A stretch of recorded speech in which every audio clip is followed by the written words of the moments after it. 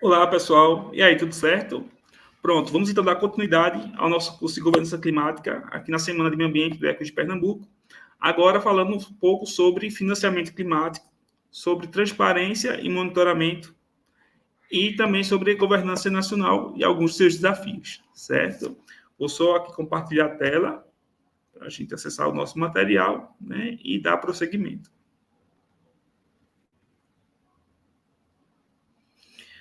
Bom, pessoal, antes de abrir aqui o roteiro, né, da fala, eu queria fazer uma rápida consideração que eu acabei deixando passar na primeira parte, que foi sobre regimes climáticos, né? Do ponto de vista histórico, né, do regime, né, climático, nós temos basicamente dois períodos na história, né? Existe assim, na história mais recente, claro. Existe o que nós chamamos de regime do Protocolo de Kyoto, existe o regime pós-Kyoto. Né? Eu acabei, por algum motivo, né, acidentalmente, deletando um slide da apresentação, tá? Enfim, acontece. Mas a gente faz aqui o resgate, né, e conversa com vocês.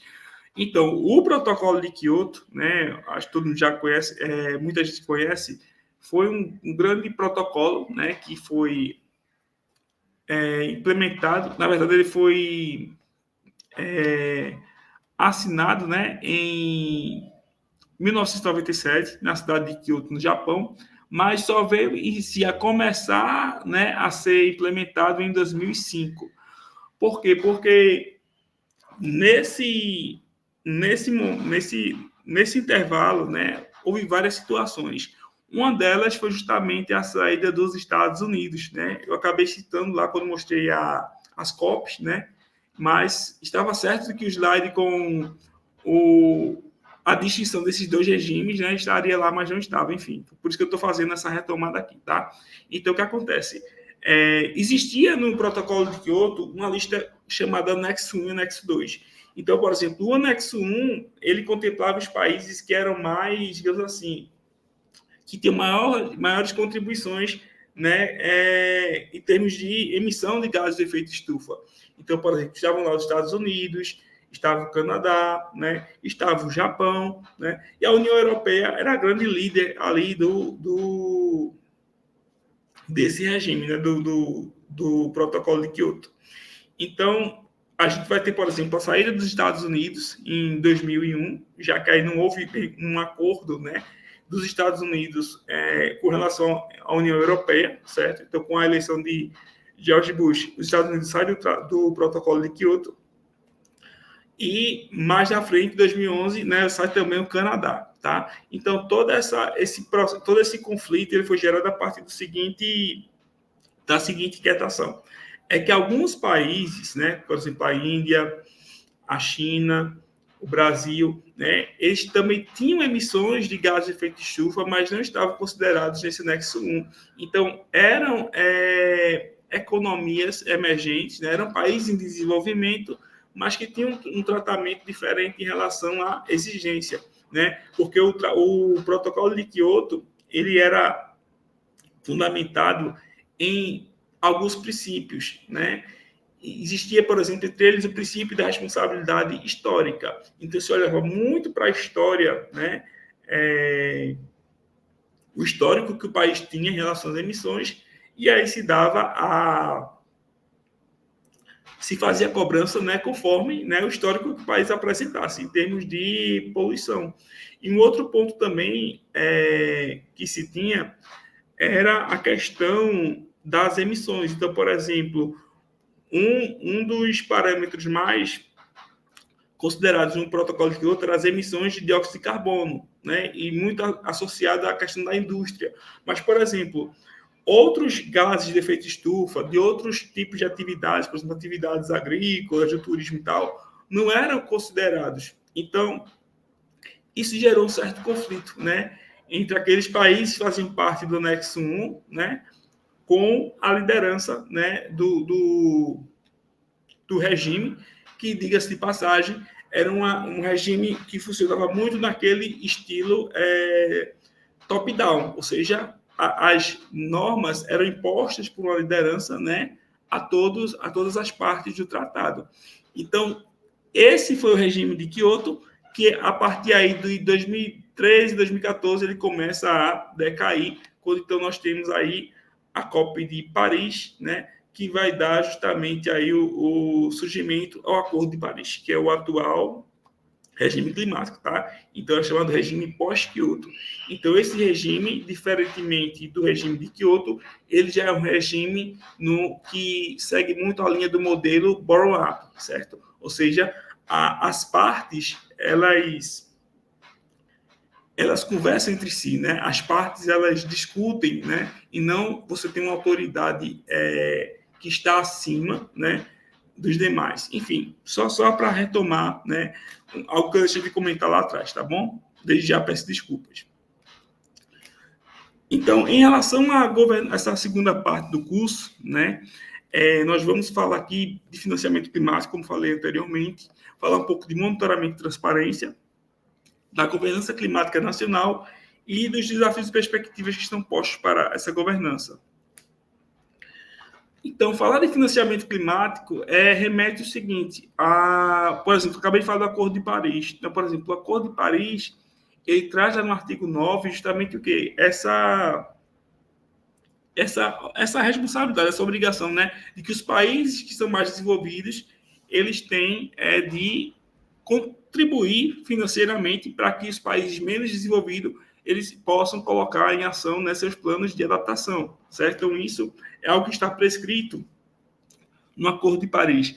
Então, a gente fala, por exemplo, que a Agenda 2030, ela trazendo no ODS 13, uma meta, né, até 2020 para se transferir tantos de bilhões, certo? Então, esse financiamento climático, ele sempre existiu, tá? Então, gente, financiamento climático nós entendemos como os recursos financeiros, né, que são destinados a países em desenvolvimento e emergentes para o processo adaptativo. Lembrando que esse processo de financiamento ele não só ocorre somente de país desenvolvido para país em desenvolvimento. Pode ocorrer de norte para sul, de norte para norte, de sul para sul e até também de forma intranacional. O financiamento climático ele pode ser público, né? Então, quando ele é público, geralmente ele é oriundo de impostos ou fontes da receita governamental, né? Ou então privado, nesse caso concedido aí por setor econômico que não é controlado pelo Estado, iniciativa privada, obviamente.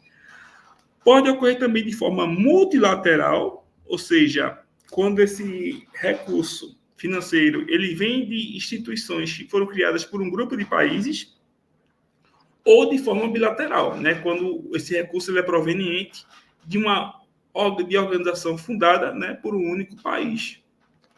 Por exemplo, a fundação país tal. Então, é um financiamento bilateral.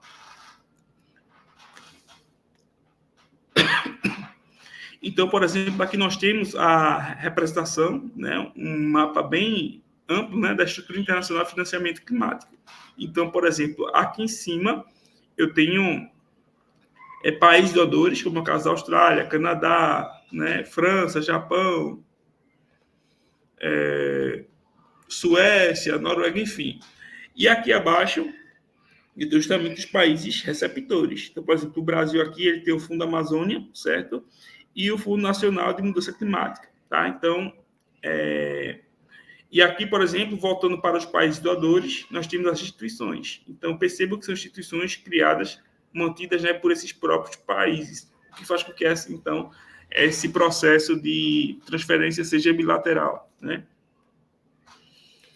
E aí, os principais fundos climáticos que nós vamos ter mais difundidos são esses três. O Fundo Verde para o Clima, que é o GCF, o Fundo Especial para as Mudanças Climáticas, o FEMC, e o Fundo para os Países Menos Desenvolvidos. O primeiro fundo, ele é o maior fundo dedicado a ajudar os países em desenvolvimento a reduzir as emissões de gases de efeito estufa, certo? E também a adaptação aos impactos das mudanças climáticas, prestando atenção especial às necessidades dos países mais vulneráveis, certo? Então, o maior fundo que nós temos na área da governança climática, de fato, é o Fundo Verde. Já o Fundo Especial para as Mudanças Climáticas e o Fundo para os Países Menos Desenvolvidos, ambos são administrados pelo GEF, né, que é o Fundo Mundial para o Meio Ambiente. E no caso do FEMC, esse aqui do meio, ele vai abranger 4 serviços de financiamento, são 4 linhas, né, diferentes. Primeiro, adaptação às mudanças climáticas. Segundo, transferência de energia. Terceiro, de tecnologia. Terceiro, energia, transporte, indústria, agricultura, silvicultura e gestão de resíduos. E, por fim, a diversificação econômica para os países dependentes dos combustíveis fósseis, tá? Então, ele contempla aí uma ampla, né, uma amplitude, na verdade, de setores, e não apenas um setor exclusivo. Já o Fundo para os Países Menos Desenvolvidos, ele tem, assim, como premissa, ajudar os cerca de 50 países classificados como menos desenvolvidos pela ONU. Então, ele tem uma lista de critérios, uma lista, né, que ele toma como critério, para tratar da sua alta vulnerabilidade às mudanças climáticas e implementar seus programas nacionais de adaptação. Tá? Então, são esses os 3 fundos aí mais conhecidos que nós temos dentro da questão climática. Quanto ao monitoramento e transparência, são 2 conceitos chaves na governança, certo? Até porque quando os países eles passam a ser signatários de um tratado, acordos são feitos ali, decisões são tomadas, né? Tarefas são divididas. Então, cada país que participa de um regime, né, ou é signatário de algum acordo ou tratado, ele tem ações a realizar dentro de um intervalo de tempo, né, e resultados aí a serem alcançados. Então, esse processo de monitoramento, ele é fundamental, né, é fundamental que ele ocorra, certo? E esse monitoramento só é possível a partir do momento que haja uma transparência, né? Então, a transparência na implementação das políticas climáticas não assim somente pode ser analisada pelo viés de cobrança ou pelo viés da punição, né, ou do ônus, mas na verdade a transparência, eu achei interessante essa abordagem aqui que esse autor traz, porque ela vai apontar para uma visão, para um viés da confiabilidade, né? Então, a partir do momento que as nações elas são transparentes, as partes, na verdade, né? Elas são transparentes, elas colocam a realidade como de fato isso permite uma certa relação, né, de confiança, e que isso é fundamental para que o sistema de governança ele tenha um funcionamento. Então, a transparência ela visa criar laços mútuos e estimular a confiança entre as nações para um objetivo comum, certo? Então, uma coisa que acontecia muito durante o regime climático de Kyoto era simplesmente o seguinte, como eu falei anteriormente, né? Existiam os países do anexo 1, as partes do anexo 1, que eram as mais cobradas, né? Eram com as quais havia um maior rigor, e as partes do anexo 2, que assim não eram tão cobradas. E aí chegou o momento, e aí depois eu vou abordar isso aqui, que elas passaram a ser também cobradas, né? De forma similar, e simplesmente houve uma certa oposição, né? Houve uma certa recusa delas, e assim, no sentido de passarem a aceitar essas regras, né? Porque, é claro, eu acho que nenhuma nação, talvez, né, naquele contexto, se sentisse confortável, né, em expor suas ações, né? Isso a gente traz até para o próprio contexto, né, do dia a dia. Quando a gente, por exemplo, faz pesquisa com órgãos governamentais, eu já tive muita dificuldade, por exemplo, em acessar documentos porque não se queria, né? Permitir o acesso, mas são fontes públicas, são documentos públicos, mas enfim, vamos retomar para cá. Então, esse processo de transparência, ele perpassa o fundamento sobre a quem se destina, de que maneira promove credibilidade e qual o seu teor, posto que a prática de tornar público as ações dos países partes intensifica a força do ato vinculativo originário, ou seja, isso reforça o vínculo dessas partes, né, ao tratado aí ao acordo, né, do qual elas participam. Nesse caso, aí estamos falando do Acordo de Paris, né? Aqui, Rouvière e Grossman são os autores.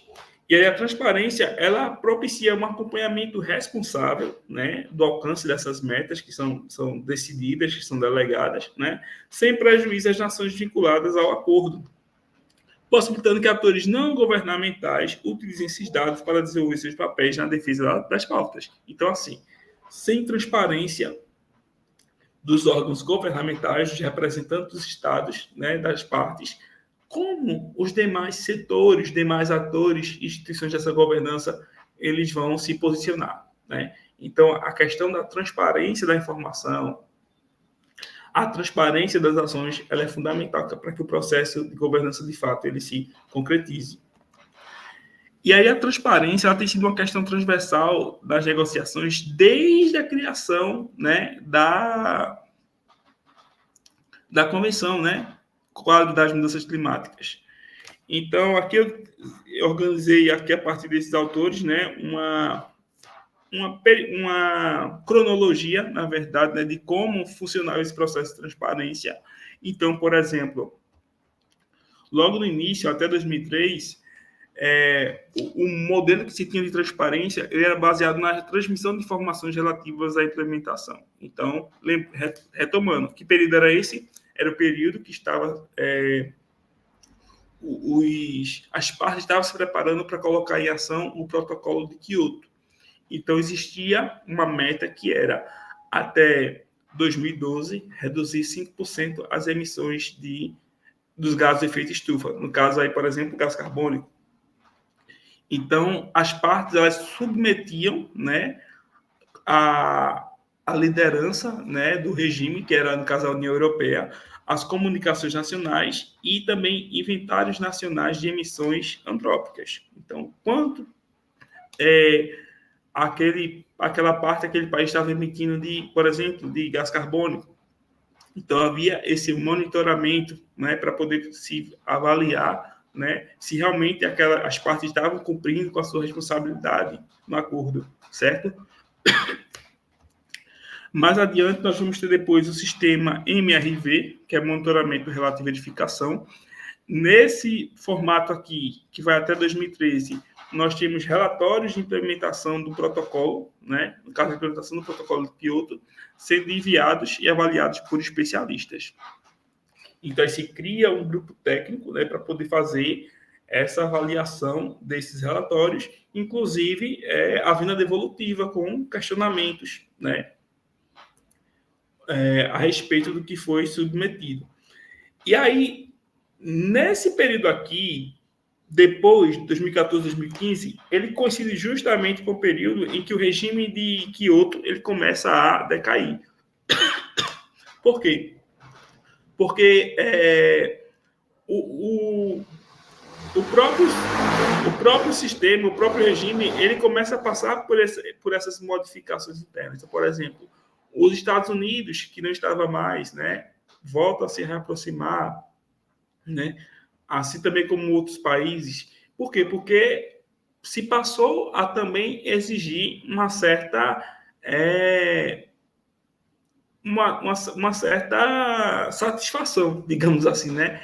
Também por parte dos países de desenvolvimento. Então, eles também tinham taxas, eles também tinham contribuições nas emissões. Então, enquanto partes, né, no caso do antigo regime, do regime de Kyoto, eles também tinham, né, emissões a serem monitoradas.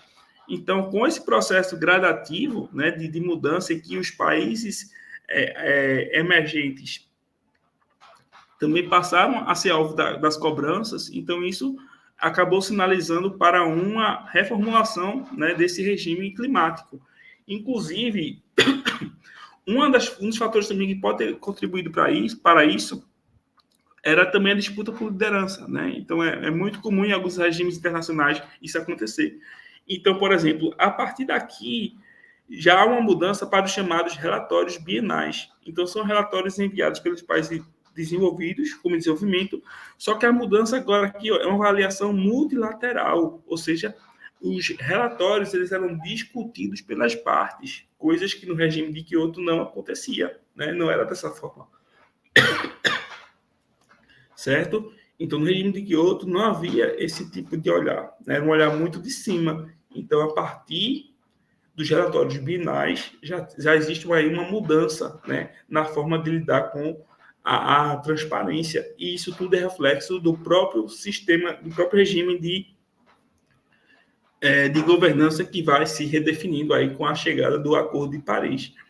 Então, 2016 até hoje, né, o Acordo de Paris, ele vai trazer aí a sua transparência a partir da chamada estrutura de transparência avançada. E aí é uma estrutura fortalecida para ação e apoio, né, dotada de flexibilidade e para levar em conta as diferentes capacidades das partes. Então, aqui estava muito mais, o foco aqui estava muito mais voltado para o quê? Para a experiência coletiva. Não se havia mais aquela ideia de multar ou de dirigir algum ônus para algum país que não tivesse com suas metas atingidas, né? Então, o próprio processo de governança ele foi se modificando, né? A partir dessa mudança do regime do Protocolo de Kyoto para o Acordo de Paris e, consequentemente, também a forma de lidar com a transparência, né? E o monitoramento e a prestação de contas. E aí, enquanto isso, a gente teve muito essa referência mundial, o Brasil também foi passando por um processo, né? E também foi aí construindo a sua trajetória na governança climática.